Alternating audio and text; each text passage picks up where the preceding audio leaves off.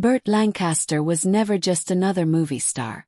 From the moment he burst onto the screen in The Killers in 1946, with that square jaw and piercing blue eyes, he embodied a kind of masculinity that Hollywood adored. He was the soldier in From Here to Eternity, locked in that famous beachside kiss with Deborah Kerr. He was the con man preacher in Elmer Gantry, the war hero, the gangster, the outlaw. Audiences saw him as the ultimate man's man, the kind of figure who didn't just play tough. He was tough. A circus acrobat in his youth, a World War II veteran, and later one of the most bankable leading men in Hollywood, Burt Lancaster seemed like the very definition of rugged American masculinity. But behind the silver screen bravado lay a curious rumor, one that seems almost at odds with the image Hollywood carefully built for him. Lancaster, it has been said, deliberately hired gay employees. According to biographer Kate Buford, he once remarked that gay men made the best secretaries and assistants because, as he put it, they protect you. I know they're out there telling their homosexual friends that we're having a big affair or something. The remark wasn't just flippant. It suggested a deliberate pattern, a personal philosophy about who he trusted most in a town built on secrets and gossip. And that's where the mystery begins. Why would one of the most masculine stars in Hollywood, a man who spent his career playing soldiers, gangsters, and lovers, say something like that? Was it simply a joke, a sly wink at Hollywood's underground culture? Was it a shield, a way to deflect attention from his own private life, which has long been the subject of speculation? Or was it an act of trust, a recognition that in a ruthless industry where one rumor could ruin a career, gay employees, who also lived in the shadows, were the most loyal allies he could have? This rumor opens a door into a side of Burt Lancaster that audiences never saw.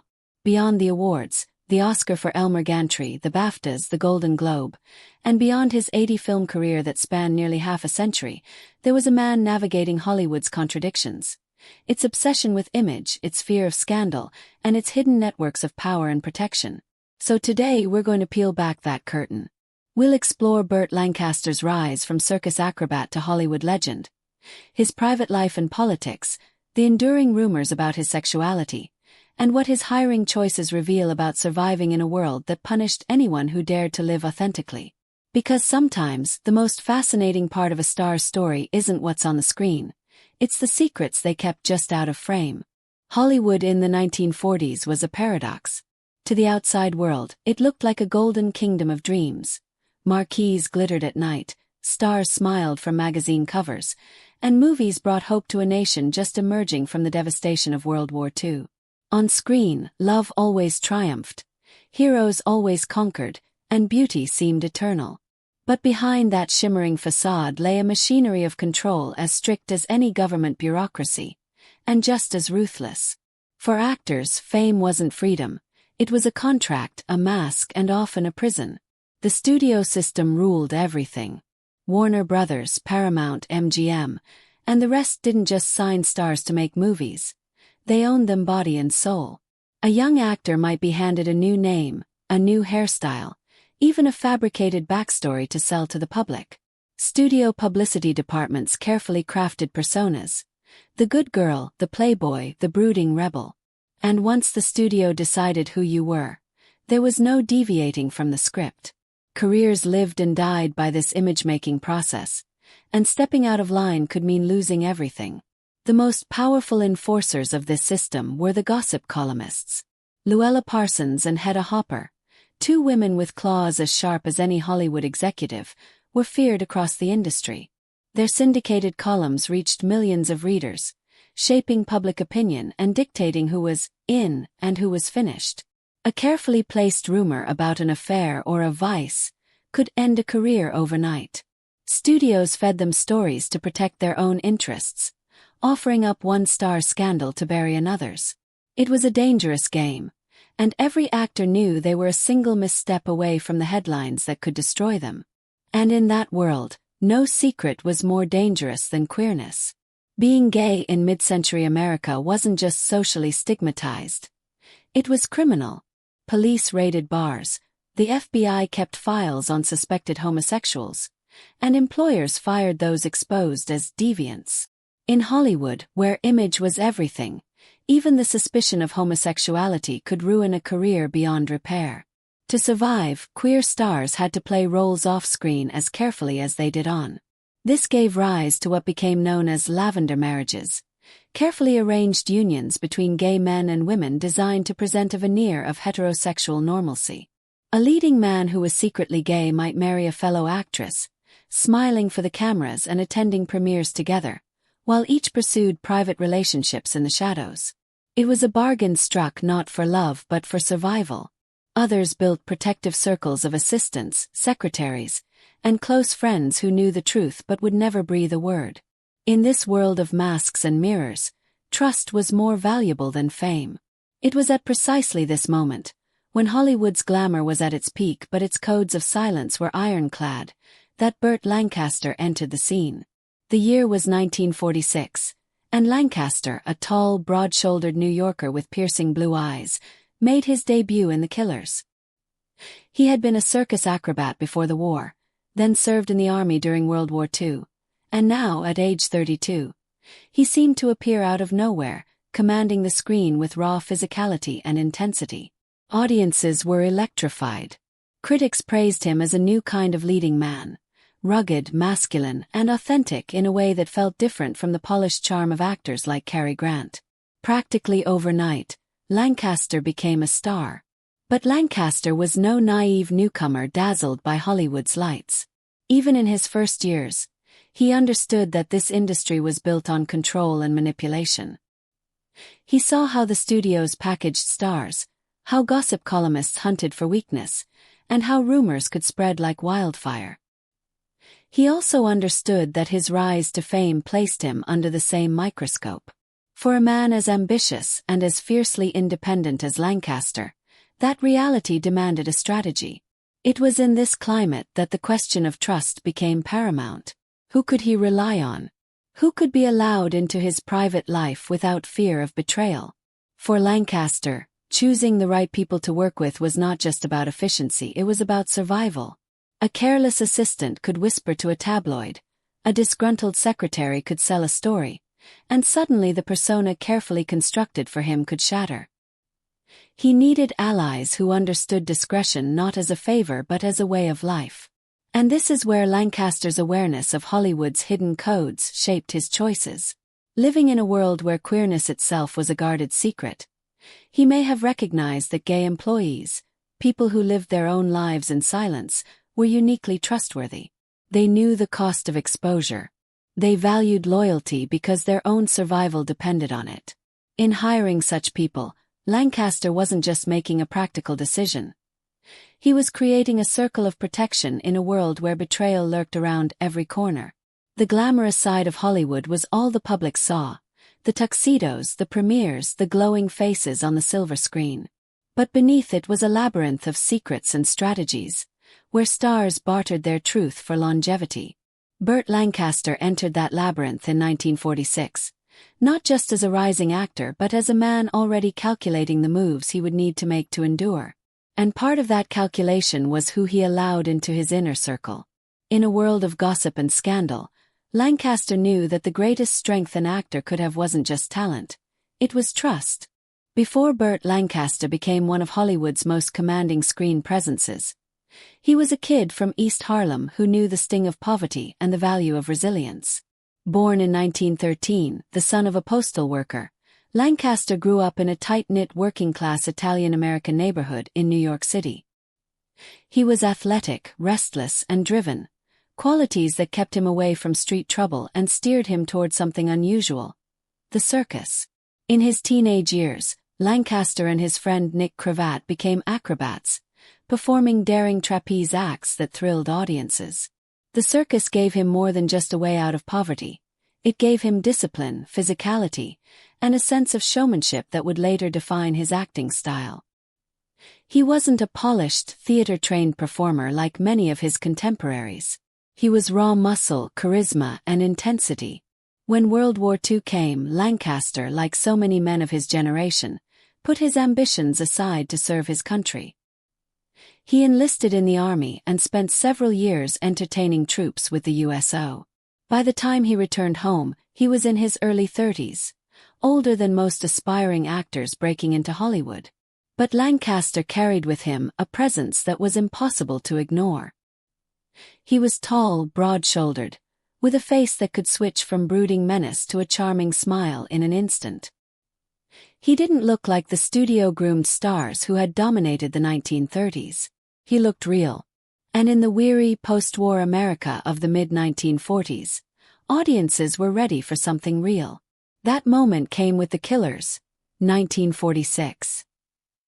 Based on Ernest Hemingway's short story, the film noir cast Lancaster as the Swede, a doomed boxer caught in a web of betrayal and fatalism.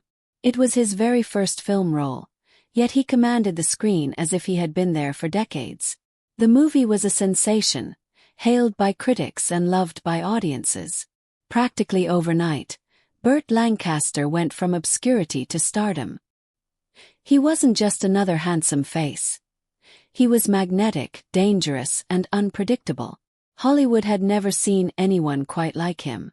The 1950s cemented Lancaster as one of the era's defining stars. In From Here to Eternity, 1953. He played the sergeant whose forbidden beachside kiss with Deborah Kerr became one of cinema's most iconic moments. The film swept the Oscars, and Lancaster's rugged masculinity, tempered with surprising sensitivity, captured the nation's imagination. In Trapeze, 1956. He returned to his circus roots, performing his own aerial stunts and showcasing not just his acting but his extraordinary athleticism. And in Sweet Smell of Success, 1957. He shed his heroic image to play J.J. Hunsaker, a cold, manipulative gossip columnist loosely inspired by the very real power brokers who controlled Hollywood's narrative. The performance was chilling, proving Lancaster could play villains as compellingly as heroes. What set him apart from many of his peers was that he wasn't content to be just another actor for hire. Lancaster wanted control. Alongside producers Harold Hecht and James Hill, he formed Hecht Hill Lancaster Productions, one of the most powerful independent production companies of the 1950s. This was virtually unheard of at the time. Actors were supposed to take orders from studios, not give them. Yet Lancaster, ever ambitious, wanted to shape the kinds of stories he told and the roles he played. His company produced acclaimed films like Marty, 1955, which won the Academy Award for Best Picture. This move into producing showed Lancaster's shrewdness. He wasn't just a star, he was a businessman, a strategist, and someone who valued loyalty above all else. In a cutthroat industry, he created a team that functioned like family. And here lies the deeper thread connecting his rise to the choices he made in his personal circle. Lancaster's entire career was built not just on talent, but on carefully managed image and unwavering trust in those around him. The circus had taught him the importance of relying on a partner. You literally placed your life in someone else's hands every time you leapt into the air. The army had reinforced the lesson that survival depended on loyalty and discipline.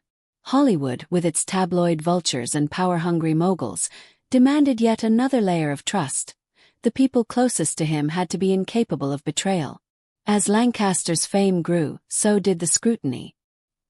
He was a man of contradictions. Intensely private yet outspoken in his politics, admired for his strength yet constantly dogged by rumors. He knew that any slip, any whisper of scandal, could be seized by gossip columnists eager to tear him down. For a man who had fought so hard to climb from poverty to power, the idea of losing everything to betrayal was unthinkable. That fear, and that need for absolute discretion, shaped how he chose the people who worked for him. This is why the legend of Lancaster's preference for gay employees carries so much weight.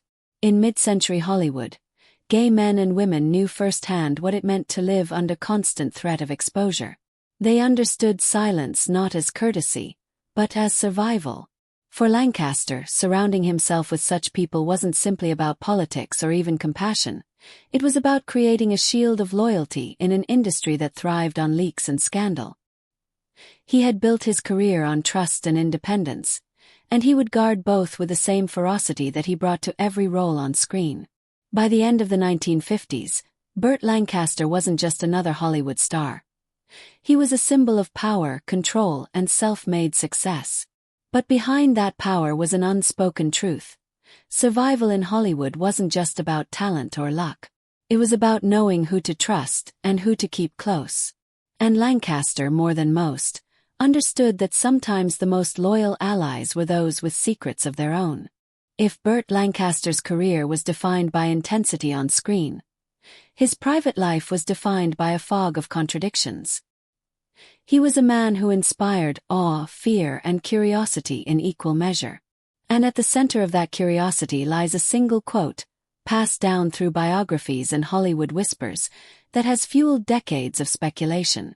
The story comes from Kate Buford's biography Burt Lancaster, An American Life, one of the most detailed accounts of the actor's career and personal world. In it, Buford recounts a striking claim. Lancaster allegedly said he preferred hiring gay employees. The reasoning, he joked, or perhaps half-joked, was simple. They protect you. I know they're out there telling their homosexual friends that we're having a big affair or something. It's the kind of remark that seems playful on the surface, a throwaway line meant to disarm, yet one that carries a sharp edge of truth beneath the humor. Lancaster, always conscious of the Hollywood image machine, knew the game better than anyone. In a world where scandal could be deadly, having people around you who both understood discretion and had their own reasons to remain silent was invaluable. But how should we interpret the quote? Was Lancaster being serious, outlining an actual policy of surrounding himself with gay employees? Was it an inside joke, a sly wink at the rumors about his own sexuality? Or was it a reflection of a deeper reality, that the marginalized, forced to live in secrecy, made the most loyal allies in a town built on illusion? The ambiguity is precisely what has kept the story alive. To understand the weight of Lancaster's words, we have to place them against the backdrop of the rumors that dogged his career. For much of his life, whispers circulated about his sexuality. FBI files on Hollywood figures reportedly referenced Lancaster's name in connection with homosexual behavior, part of a larger campaign during the post-war years to root out perceived deviance in government and entertainment. Gossip magazines of the era, always hungry for scandal, hinted at affairs with men even as they chronicled his high-profile relationships with women. Yet, in the same breath, Lancaster had the reputation of a notorious womanizer. He was married 3 times and fathered 5 children. His first marriage, to June Ernst, ended quickly, but his second, to Norma Anderson, lasted over 2 decades and produced 3 children. His third, to Susan Martin, came later in life. Beyond marriage, he was linked romantically to numerous women, often younger, and was known for intense, sometimes volatile relationships. To the casual observer, these facts painted him as anything but gay. But in Hollywood, things were never so simple. Many stars lived double lives, presenting heterosexual marriages for the cameras while pursuing same-sex relationships in private. The existence of children or public affairs didn't disprove rumors. In some ways, it fueled them. Lancaster's striking looks, his intensity, his occasional flamboyance in private settings, all of it fed speculation. Was he bisexual? Was he simply comfortable enough to joke about homosexuality in a way others feared? Or was the quote about his gay employees less about his own desires and more about his need for absolute discretion in his inner circle? There's also the element of irony in the remark. By suggesting that gay employees protect him by spreading rumors of affairs, Lancaster was flipping Hollywood's paranoia on its head. Rather than being destroyed by gossip, he could use it as camouflage. If his assistant joked to friends that he and Lancaster were secretly lovers, it created noise, confusion, and a cloud of ambiguity. In a way, it was brilliant. What better way to defang scandal than to make it so absurdly commonplace that no one could tell where the truth ended and the joke began? The comment also speaks to Lancaster's understanding of power. He was an actor who rose above the studio system, who co-founded his own production company, and who demanded roles that challenged both himself and audiences. He knew how to play the Hollywood game, but he also knew how to subvert it. Surrounding himself with gay employees may not have been a literal policy written in stone, but it reflected his instinct to build loyalty through shared vulnerability. He trusted those who understood secrecy because they had no choice but to live with it themselves. Still, the rumors never left him.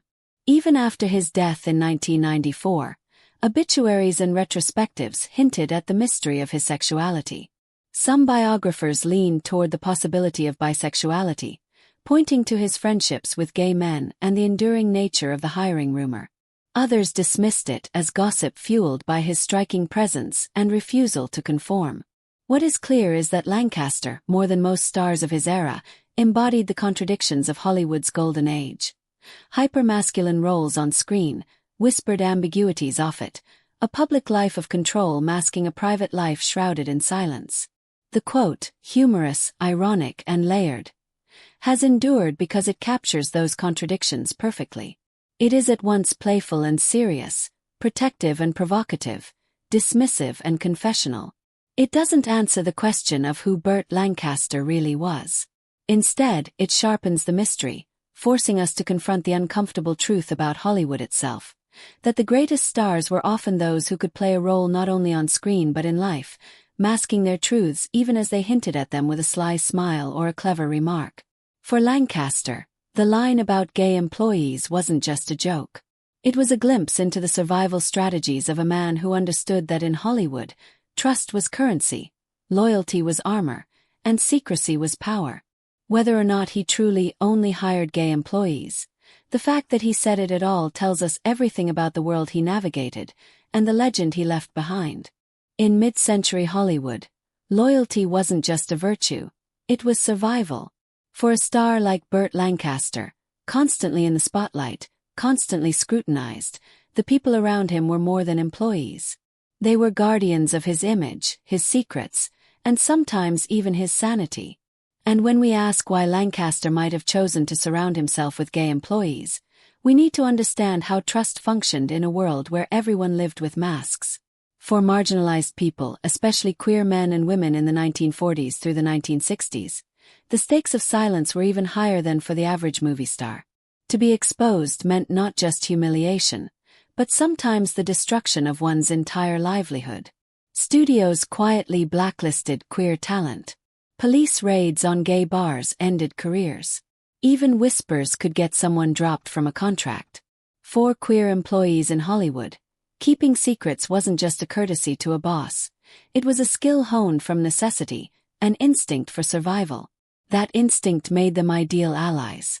If a secretary, chauffeur, or assistant was gay, they had their own reasons for discretion. They weren't about to sell stories to gossip columnists when they themselves could be destroyed by the same press. Instead, queer workers often formed what could be called protective circles. They looked out for one another.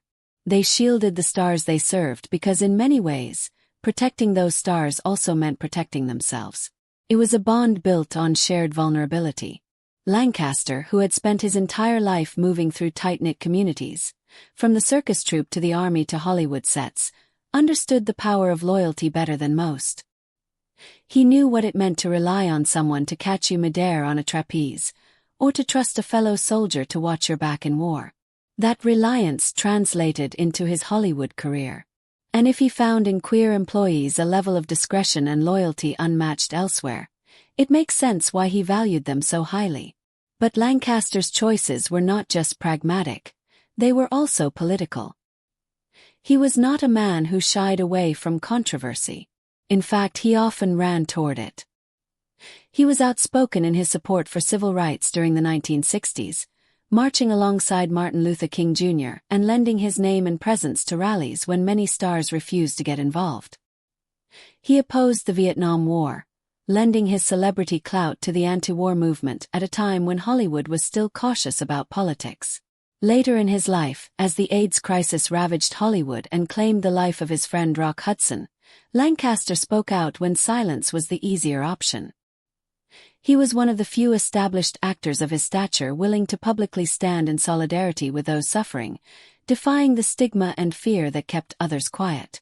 This willingness to side with the marginalized gives weight to the idea that Lancaster may not have simply been using gay employees for his own protection. It's possible he felt a kind of kinship with them, recognizing that they too lived under systems of control, secrecy, and persecution. Just as he chafed under the Hollywood studio system, they chafed under societal restrictions even harsher. By employing them, he was not only protecting himself but also giving them opportunities in an industry that often excluded them. In Lancaster's orbit, trust went both ways. And yet, the line between self-interest and solidarity is never simple. Was Lancaster hiring gay employees because he genuinely cared about them, or because he needed them to guard his secrets? Perhaps it was both. Human motives are rarely clean, and in Lancaster's case, they were probably layered. He needed discretion. They needed security. And somewhere in that overlap was forged a bond of mutual protection. This bond also fit Lancaster's personality. He was known to be demanding, often intense, sometimes even volatile. But he was also fiercely loyal to those he trusted. Once you were in his circle, you stayed there, protected, defended, and valued. For queer employees, often relegated to the margins, that kind of loyalty was priceless. For Lancaster, their silence was equally priceless. It was a relationship forged in the shadows, but one that reveals how survival worked in Hollywood's golden age. By the 1970s and 1980s, when Lancaster was one of the elder statesmen of Hollywood, he remained outspoken in ways that kept him both admired and controversial.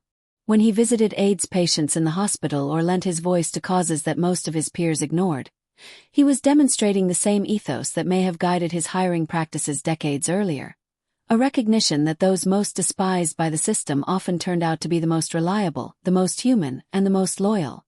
In the end, whether Lancaster hired gay employees purely out of pragmatism or out of a deeper sense of solidarity may not matter as much as what it reveals about him. He was a man who understood politics, both personal and societal.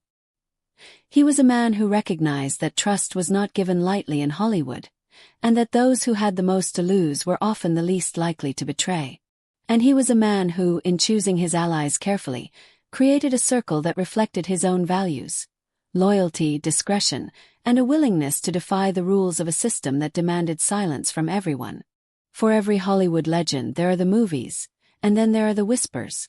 Burt Lancaster was no exception. From the day he stepped into the spotlight in The Killers, 1946, audiences were captivated by his rugged looks, his commanding voice, and his sheer physicality. He seemed to embody a certain brand of American masculinity: the soldier, the gangster, the outlaw, the lover. But behind the roles, behind the charm, questions lingered. Was Burt Lancaster truly the man the studios sold to the public? Or was he, like so many stars of his generation, playing a role off-screen as well? Biographers have long wrestled with this question, particularly when it comes to his sexuality.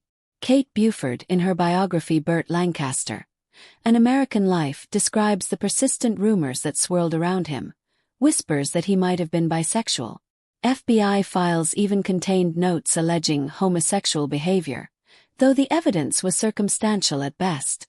At the same time, Lancaster was known for his womanizing, his affairs with numerous women, and his 3 marriages. He fathered 5 children.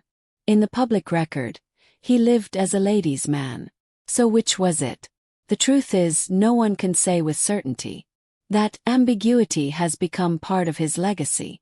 The question itself, was he or wasn't he, reveals something deeper about Hollywood and about us. Gossip has always been the shadow twin of fame. Studios spent millions to sculpt Lancaster's image as a virile, straight leading man. Journalists and gossip columnists, hungry for scandal, dug for anything that might crack that facade. In such an atmosphere, even a single quote, Lancaster's supposed remark that gay employees were the best because they protect you, was enough to fuel speculation for decades. The irony is that Lancaster himself seemed to thrive on ambiguity. He never publicly addressed the rumors. He never confessed nor denied.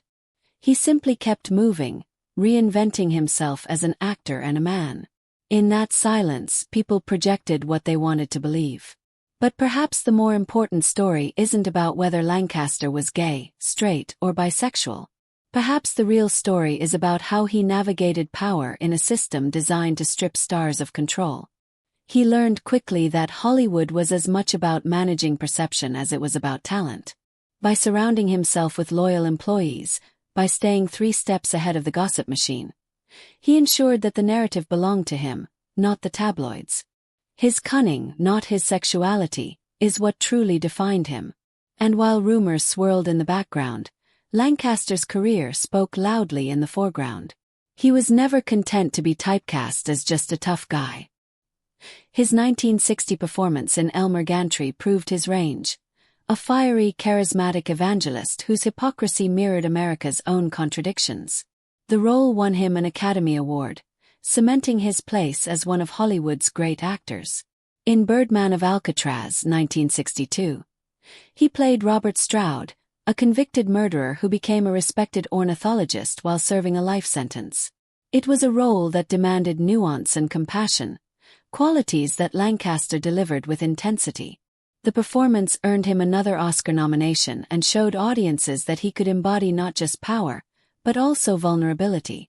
2 decades later, when most actors his age were fading into supporting parts, Lancaster took a daring turn in Atlantic City, 1980. His role as Lou, a small-time gangster past his prime, was both haunting and poignant. The film earned him yet another Academy Award nomination, proving his ability to remain relevant in a changing cinematic landscape. Even in his twilight years, he refused to coast. And then came Field of Dreams, 1989, where Lancaster played Doc Moonlight Graham, an aging doctor who once dreamed of being a baseball player. In a film about memory, longing, and reconciliation, Lancaster embodied grace and quiet dignity. For many younger viewers, it was their first glimpse of the old Hollywood legend. And for longtime fans, it was a reminder of the depth he had carried all along. Through all these roles, one theme emerges. Lancaster was fearless. He broke molds, refused easy categories, and embraced complexity. Whether on screen or off, he resisted being reduced to a single narrative. That, in the end, may be why the rumors about his sexuality have endured. They resist closure because he himself resisted definition. He was not just the tough guy. He was not just the womanizer. He was not just a potential bisexual icon. He was all of these and none of them. A man who lived within contradictions, and who used those contradictions to fuel some of the greatest performances of the 20th century. As we look back, perhaps the lesson isn't to solve the mystery of Burt Lancaster's private life, but to understand what the mystery represents. It reflects Hollywood's obsession with image, its intolerance for deviation, and its endless hunger for gossip. But it also reflects Lancaster's brilliance in playing the game. He kept his secrets. He owned his narrative. And he left behind a body of work so powerful that the whispers will never eclipse the legacy. In the end, Burt Lancaster remains both an enigma and an icon. The ambiguity of his personal life only deepens the fascination. But what cannot be denied is the courage with which he approached his craft, his politics, and his life. He was a star who refused to be boxed in, and in doing so, he left behind a legacy as complex, as daring, and as unforgettable as the man himself. So why did Burt Lancaster only hire gay employees? Was it literal truth, or Hollywood exaggeration? The answer, like Lancaster himself, is complicated. On one level, the line attributed to him, that gay employees protect you, could have been nothing more than a clever quip, a bit of humor Lancaster tossed off to deflect a nosy question. On another, it carried an edge of truth about how he survived in Hollywood. Trust was everything, and in an era when gossip could destroy a career overnight, Lancaster seemed to recognize that outsiders, men and women forced to keep secrets of their own, were uniquely capable of keeping his. If he could trust anyone not to sell him out to the tabloids, it was those who had just as much to lose. But there's another dimension too. Lancaster was not a man who played it safe. He fought against studio control, spoke out against the Vietnam War, supported civil rights, and later stood publicly with Rock Hudson during the AIDS crisis when others in Hollywood stayed silent. Hiring marginalized people may not have just been a strategy for self-protection. It may also have been an act of quiet solidarity, a way of giving opportunities in an industry that excluded so many. And then there's the symbolic reading. Whether or not Lancaster literally hired only gay employees is almost beside the point. The story survives because it fits the larger myth of who Burt Lancaster was. A man who defied rules, challenged power, and refused to be defined by Hollywood's narrow boxes. In a system built on masks, he crafted his own. The enduring fascination with this rumor says as much about Hollywood as it does about Lancaster. It reveals how queerness was both invisible and everywhere in mid-century cinema. It shows how stars managed their images in ways we are still untangling today. And it reminds us that sometimes the truth isn't found in whether a rumor is fact or fiction, but in what the rumor reveals about the world that produced it. In the end, Burt Lancaster's hiring practices, whether exaggerated legend or calculated strategy, tell us something profound. They tell us about survival in an unforgiving industry, about the power of trust among outsiders, and about one actor's determination to live by his own code. In the end, Burt Lancaster's legacy is not about who he hired, but about what that choice reveals: Hollywood's fear of truth and one actor's bold way of shaping his own.